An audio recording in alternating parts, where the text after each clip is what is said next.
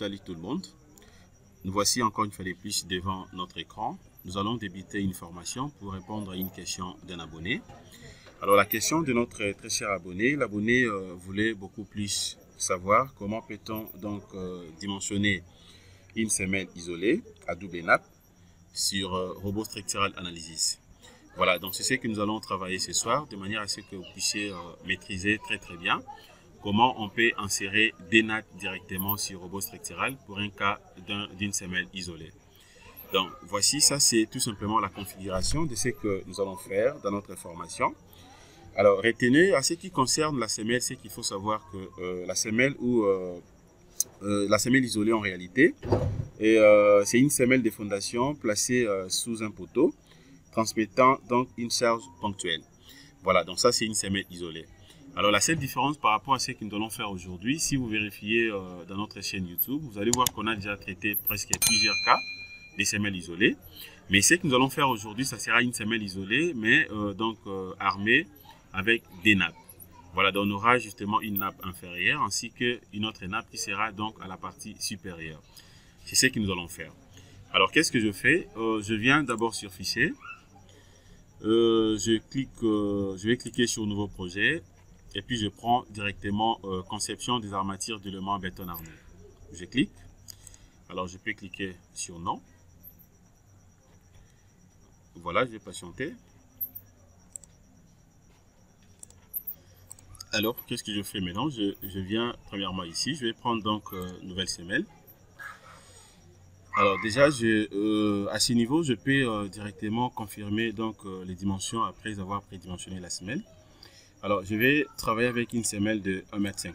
Donc, je mets comme dimension 1,50 m. Voilà, donc c'est une semelle carrée, 1,50 m x 1,50 m. Voilà, je vais fixer les dés pour que le robot ne puisse pas modifier. Alors, la hauteur de la semelle ici, je laisse 60. Donc, 60 cm, c'est bon pour moi, 0,60. Voilà, et tout est bien. Je peux confirmer ça.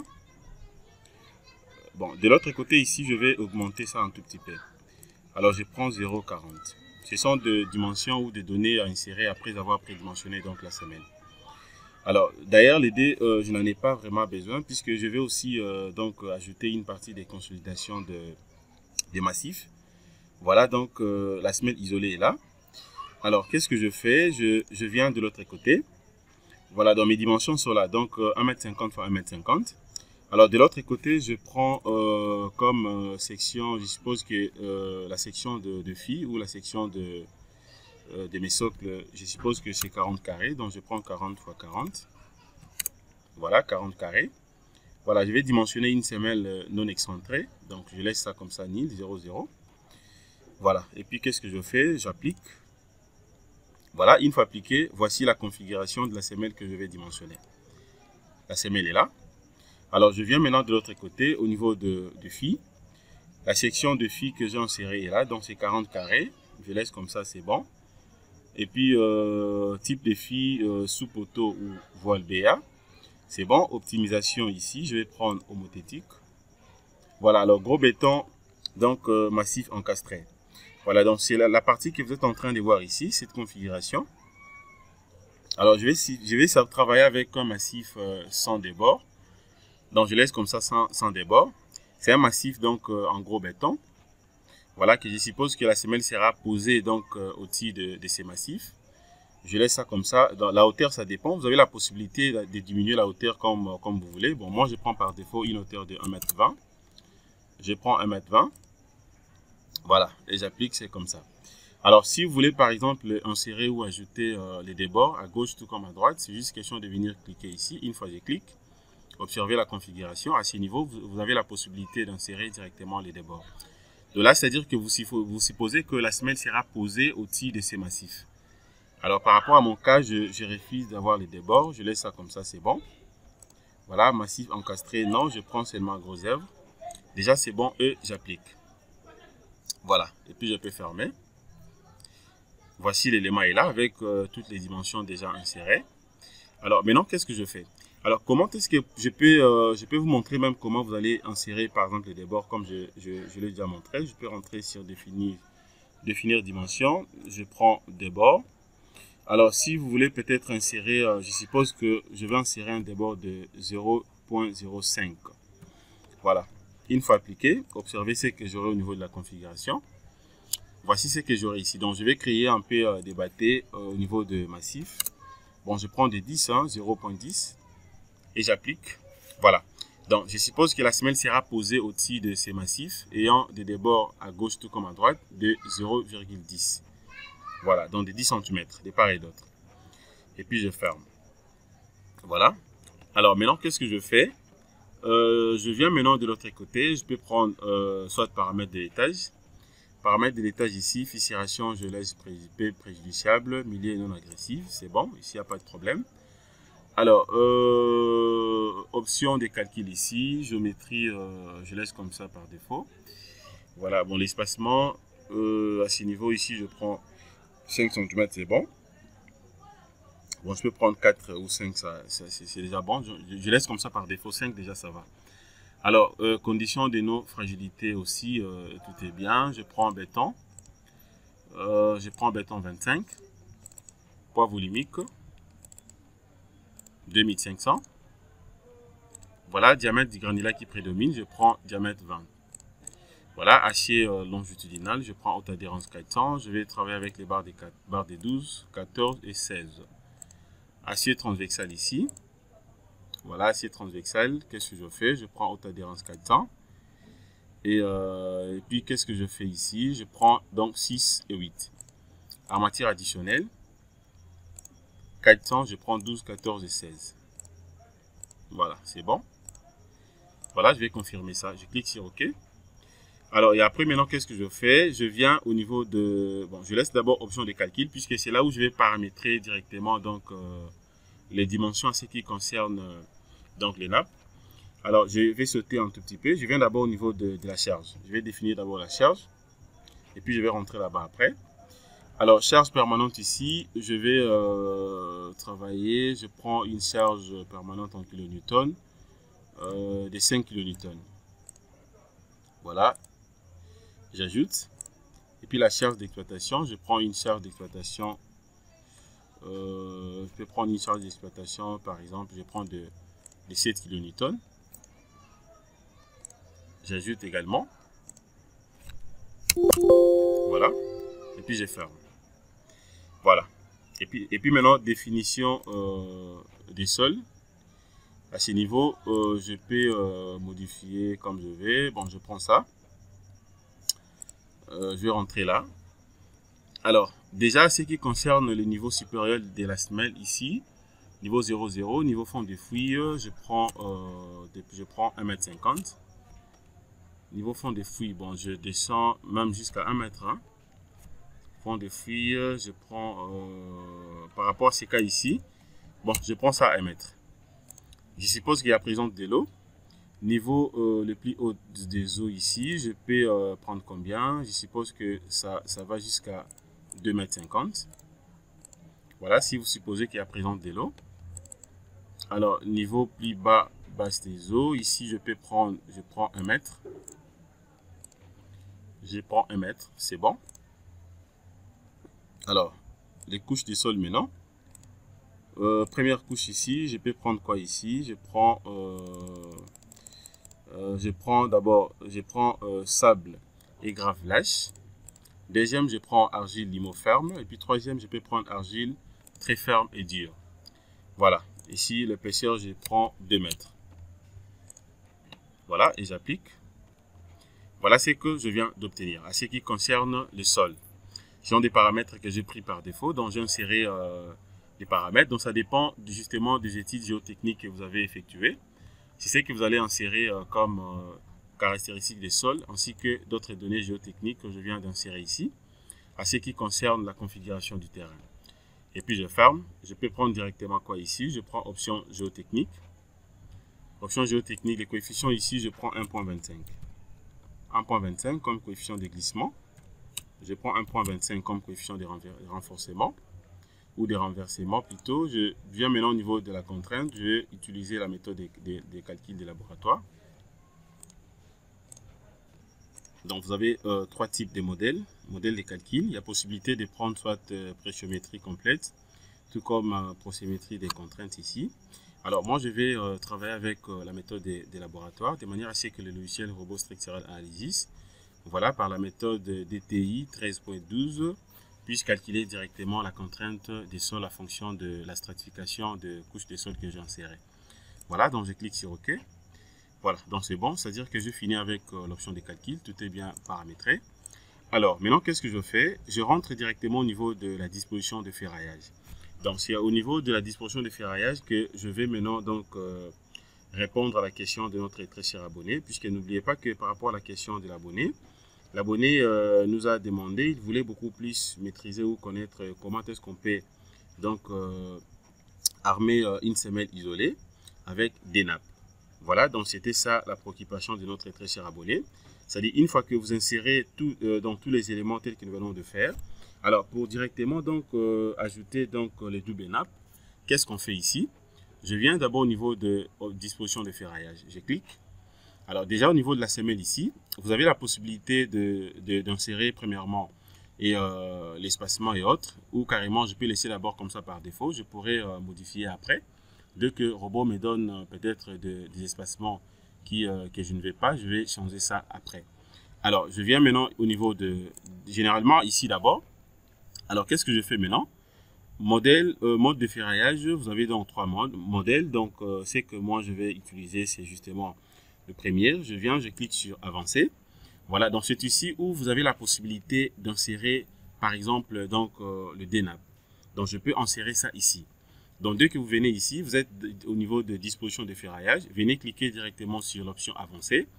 Alors, déjà, à ce niveau ici, étant donné que je suis en train de dimensionner une semelle isolée, voilà, c'est la semelle isolée qui est sélectionnée ici. Alors, maintenant, qu'est-ce que je fais? Je viens au niveau de acier supérieur. Est-ce que vous voulez que ça soit automatique ou soit vous voulez confirmer ça? Alors, je vais faire exprès. Je laisse d'abord comme ça, automatique, sans modifier quelque chose ici. Je laisse tout comme ça.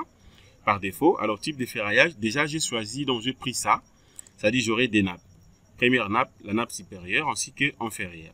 Mais je laisse comme ça par défaut. Vous allez voir qu'au moment où je vais lancer les calculs, le logiciel ne va pas directement me donner donc le DNAP tel que je souhaite par rapport à ce tuto. Comme ça, je vais rentrer après et je vais vous montrer comment est-ce que vous pouvez donc insérer ça directement. Donc je clique sur OK. Je viens sur Fiche, je prends donc modèle de ferraillage, je prends donc deuxième modèle. Et puis encore quoi ici, tout est bien, je laisse comme ça. Voilà, barre d'attente ici. Alors, j'avais fait le choix donc de trois types de barres. Barre des 12, 14 et barre des 16. Et si je prends le millier, barre des 14, donc j'aurai 0.14 multiplié par 5. Voilà, ça me fait 0.7.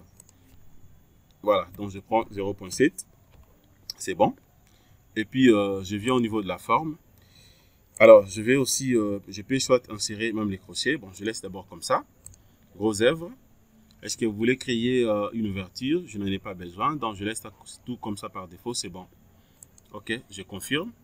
Et puis, je lance d'abord les calculs. Avant même de lancer les calculs, je peux venir ici. Je prends donc analyse, paramètres de dessin. Je vais cocher, donc, je clique sur description des armatures. Nombre, épices, diamètre, longueur, espacement et la description des armatures.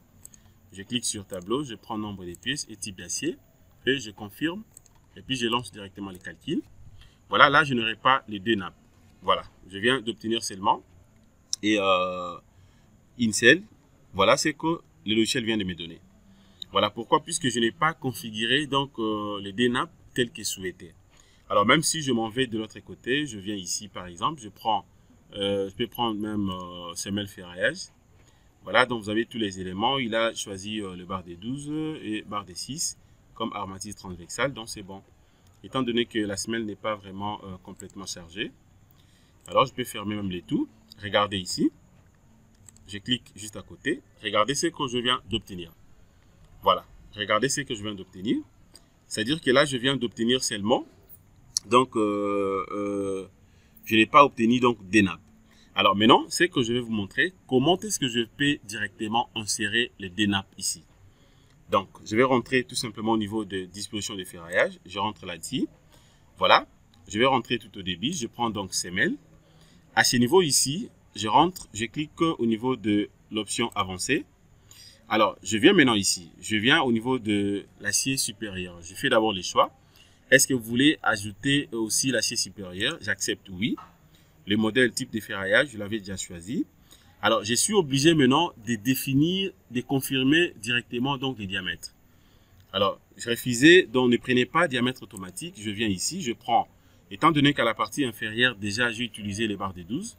À la partie supérieure aussi, je vais uniformiser. Je prends toujours barre des 12. Voilà, barre des 12 partout. Déjà, c'est bon. Et puis, je peux confirmer ça. Je confirme ça. Alors, je m'en vais maintenant au niveau de la forme. Je peux avoir aussi les crochets directement. Je prends donc les crochets avec un angle droit. Je prends 90 degrés partout. 90 de l'autre côté aussi. Alors, longueur développée de mes crochets, je prends donc 5 cm. Voilà, je prends 5 cm et je clique directement sur OK. Là, maintenant, je relance les calculs. Voilà, je relance les calculs. Voilà, quand je relance les calculs, voilà, maintenant là, je viens d'obtenir directement donc les deux nappes. La nappe, donc première nappe supérieure et la nappe inférieure. Voilà, là, je dénappe. Déjà, ça se voit clairement au niveau de plan d'exécution. Regardez ici, vous avez donc des nappes, première et deuxième. Alors, je m'en vais maintenant de l'autre côté pour essayer un peu de voir ça très bien. Voilà, je vais voir ça très bien. Je viens de l'autre côté ici. Regardez ce que je viens d'obtenir. Voilà, donc là c'est très bien. Donc vous avez des nappes, première nappe supérieure et deuxième nappe inférieure. Je peux même sélectionner ça comme ça. Voilà, là c'est très simple. Alors ça peut arriver qu'au moment, lorsque vous lancez les calculs, et ça peut arriver que donc la jonction entre la nappe supérieure et la nappe inférieure n'est pas du tout bien. Ça peut peut-être, ça dépend, surtout beaucoup plus lorsque vous n'avez pas le même espacement. Je vais essayer un peu de vous montrer. Je rentre ici. Je vais rentrer au niveau de la semaine. Voilà, supposons par exemple, donc je peux confirmer d'abord ça. Alors, je peux faire ceci. Je sélectionne d'abord le dé. Voilà, je confirme d'abord les espacements et puis je vais renvoyer les dés directement de l'autre côté. Et puis je rentre ici. Je vais cocher sur espacement dito armature inférieure. Voilà, c'est-à-dire quoi? Je vais confirmer, je vais avoir donc le même espacement que j'ai au niveau de la nappe supérieure. C'est ce que je vais aussi avoir au niveau de la nappe inférieure. Voilà, et puis je clique sur OK. Je confirme et je relance les calculs. Voilà, là vous allez maintenant vérifier, vous allez voir que c'est bien uniformisé. Regardez, c'est vraiment uniformisé. En 2, en 2, en 2, ainsi de suite. Voilà, donc la disposition constructive même des armatures est vraiment respectée. Voilà, donc vous avez tous les éléments. Même de l'autre côté aussi, vous allez voir que c'est très bien. Voilà, donc vous avez aussi les débords qu'on avait créés pour notre semelle par-ci par-là. Donc de gauche tout comme à droite. Donc bref, vous avez tous les éléments. Alors, je m'en vais maintenant de l'autre côté. Voilà, je vais essayer un peu de voir très bien le rendu. Voilà, donc c'est très bien. Voilà, donc là vous avez inséré directement donc le dénappe. Voilà, ça c'est sous forme d'une coupe transversale. Alors je peux venir d'abord au niveau de la semelle résultat. Voilà, donc vous avez donc le diagramme des contraintes au niveau du sol. Voilà, donc semelle gros béton, vous avez les éléments sont là, c'est juste question de voir ici. Alors je prends d'abord gros béton au niveau du sol. Charge limite ici ça fait 13,47, supérieur à 1 c'est bon. Voilà, surface de contact 100% c'est bon, stabilité au glissement. Coefficient que j'ai utilisé ici c'est 1,25, donc il n'y a pas de problème. Stabilité au renversement également. Voilà, tout est bien. Je n'ai pas de problème. Alors, regardez aussi, donc, vous avez les diagrammes des contraintes au niveau du sol, justement au niveau des massifs que nous avons placés. Donc, on a supposé que le massif ici se trouve justement au niveau donc, dans le sous-sol. Regardez. Voilà, mais si je prends ça, vous allez voir que ça va aussi se différencier. Voilà, alors je peux cliquer ici pour voir aussi la note de calcul. Voilà, donc vous avez tous les éléments. Il faut bien vérifier la note de calcul. Si par contre vous avez des informations, par exemple vous avez des avertissements, soit en couleur rouge ici, cela revient à dire que vous avez commis une erreur. Là, vous avez la possibilité de corriger ça rapidement. Voilà, donc tout est là. Je peux vérifier d'abord la contrainte calculée. Voilà, donc ça c'est la contrainte que le logiciel a calculée puisque j'ai utilisé la méthode de laboratoire. En fonction de tout ce que j'ai inséré comme stratification du sol, voilà ce que le logiciel m'a donné. Voilà, j'avais 3 différentes couches du sol, ce que j'avais inséré avec tous les éléments possibles. Voilà, tout est là, donc c'est très très bien. Voilà, donc vous avez tous les éléments, c'est vraiment beau à voir. Alors le plan d'exécution, c'est ce que je vous avais montré. Vous avez aussi un petit devis quantitatif en ce qui concerne dans le matériau. C'est juste question de jeter un coup d'œil ici. Voici, donc vous avez déjà presque les volumes du béton, de la semelle que nous venons de dimensionner. Vous avez également les volumes de gros béton. Voilà, donc le volume de la semelle, béton de la semelle et du gros béton. Voilà, ainsi que donc la surface de coffrage. Donc vous avez tous les éléments. Vous avez tous les éléments. Voilà, donc déjà rien qu'avec ça, si je vais par exemple faire un devis à ce qui concerne la semelle que je viens de dimensionner ici, c'est très très simple. C'est juste question de prendre directement donc le volume du béton ici en mètre cube bien sûr, ainsi que les volumes du gros béton toujours en mètre cube. Alors vous avez la possibilité directement de faire les devis sans problème. Je peux soit venir ici, voilà, là je dois rentrer au débit pour vous montrer comment est-ce que vous pouvez insérer ça directement sur Outil, pour bien voir aussi là où vous avez la possibilité d'importer directement donc le devis à partir de Robot Structural Analysis. Voilà, donc voilà en fait ce que je voulais vous montrer à ce qui concerne cette formation. Alors je peux rentrer au niveau de plan d'exécution. Le plan d'exécution est là. Donc vous avez vraiment tous les éléments. Donc j'espère que vous avez très bien compris comment est-ce que vous pouvez donc faire pour dimensionner une semelle isolée ayant donc des nappes, la nappe supérieure ainsi que la nappe inférieure. Voilà, merci de votre disponibilité. Abonnez-vous massivement. Prière de partager mes vidéos. Je vous prie, si vous avez donc des plateformes, vous avez des connaissances, prière de partager ces vidéos de manière à ce que vous puissiez faire une large diffusion. C'est de cette façon que vous allez justement donc nous motiver, de manière à ce que nous puissions continuer donc bel et bien à faire des vidéos. Merci, passez une excellente soirée. Au revoir.